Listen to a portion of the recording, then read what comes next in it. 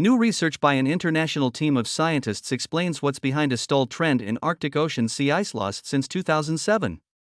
The findings indicate that stronger declines in sea ice will occur when an atmospheric feature known as the Arctic dipole reverses itself in its recurring cycle. The many environmental responses to the Arctic dipole are described in a paper published online in the journal Science. This analysis helps explain how North Atlantic water influences Arctic Ocean climate. Scientists call it Atlantification. The research is led by Professor Igor Polyakov of the University of Alaska Fairbanks College of Natural Science and Mathematics. He is also affiliated with the International Arctic Research Center at UAF. Co-authors include Andrei Vinyashkov, Research Assistant Professor at the International Arctic Research Center, UMAS.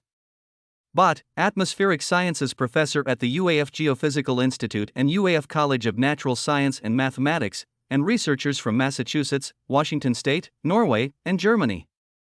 This is a multidisciplinary view on what's going on in the Arctic and beyond, Polyakov said of the new research. Our analysis covered the atmosphere, ocean, ice, changing continents, and changing biology in response to climate change.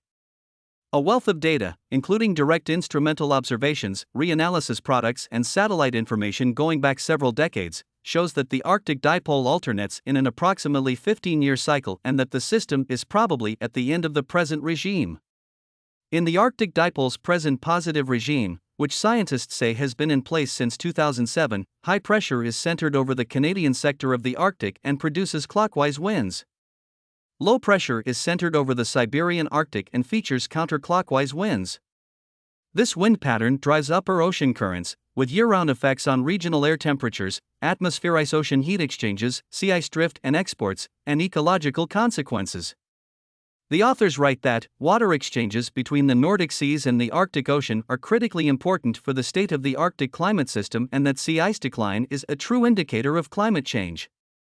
In analyzing oceanic responses to the wind pattern since 2007, the researchers found decreased flow from the Atlantic Ocean into the Arctic Ocean through the Fram Strait east of Greenland, along with increased Atlantic flow into the Barents Sea, located north of Norway and western Russia.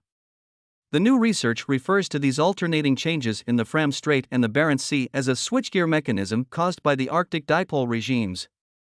The researchers also found that counterclockwise winds from the low-pressure region under the current positive Arctic dipole regime drive freshwater from Siberian rivers into the Canadian sector of the Arctic Ocean.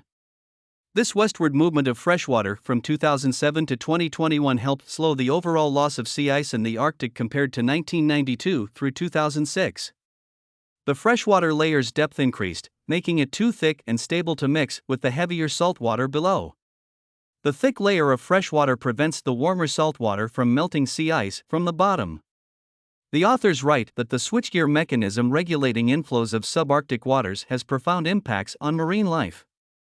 It can lead to potentially more suitable living conditions for subarctic boreal species near the eastern part of the Eurasian basin, relative to its western part. We are beyond the peak of the currently positive Arctic dipole regime, and at any moment it could switch back again, Polyakov said. This could have significant climatological repercussions, including a potentially faster pace of sea ice loss across the entire Arctic and subarctic climate systems.